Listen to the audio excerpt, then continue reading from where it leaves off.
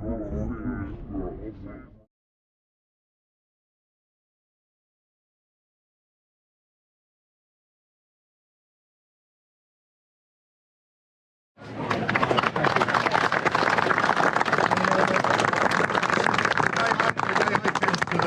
mentioned that Theresa May came, and to be honest, I think she was genuinely shaken, and rightly so, by what she saw. The then Commissioner introduced her to us, but sometime later this man arrived, and I've got to say the atmosphere was very different. The firefighters wanted to engage with Jeremy, but also then, if you saw the news at the time, the local community then engaging, and Jeremy spent a great deal of time talking to people in the local community. Is the real Prime Minister here? The people's Prime Minister? Yeah.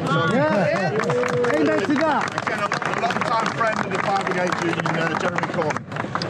Thanks, Matt. Thank you, all of you guys, because I will never forget that day coming down here, seeing Matt, obviously, and other people, but just talking to you and your colleagues.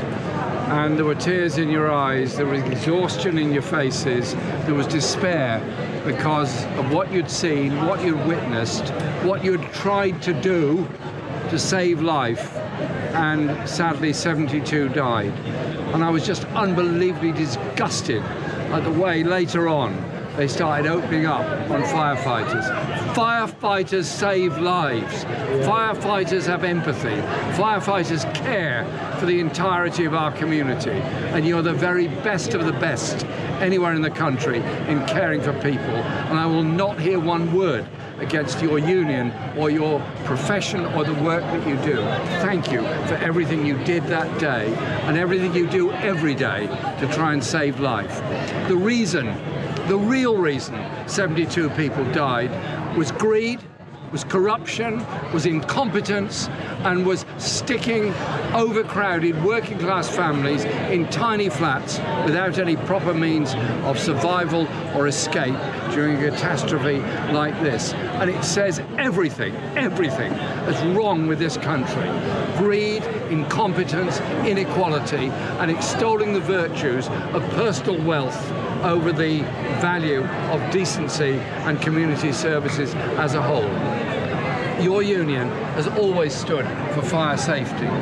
Going back, Buncefield, going back to Lackland House, going back to so many places where you've stood up for real safety of our community, and I'm very proud to be a friend of the Fire Brigade Union. You very kindly gave me a 25-year badge when I'd done 30 years in Parliament. And I've just finished doing 40 years in Parliament. So Matt, there's a mug on, 40-year badge, okay. There's a mug on its way to your office with 40 on it. But I just want to say thank you so much, and being here today has meant an awful lot to families, because you know what it's like if you lose a loved one. Yes, we all lose loved ones, usually in natural circumstances, but not always.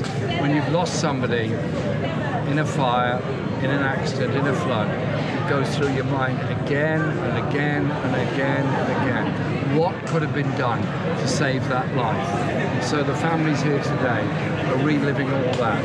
And I just noticed when they saw your colleagues under the bridge by Ladbroke Grove, the immediate empathy and warmth towards the firefighters was there by all the survivors. Enough from me. Thank you, my friends, very much indeed.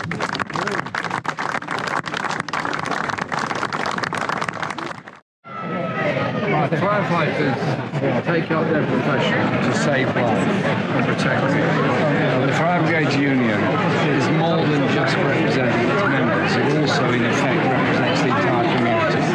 Because whenever some tragedy happens anywhere, the FBU is there for its members to try and save life, but afterwards the union to learn the lessons and demand change, regulation and protections. After Grenfell, I came here that following day, and I was, like everyone, shocked. And I could see the trauma on the faces of the people and the trauma on the faces of the firefighters. There was tears, despair, because people joined the fire service to save life, not to witness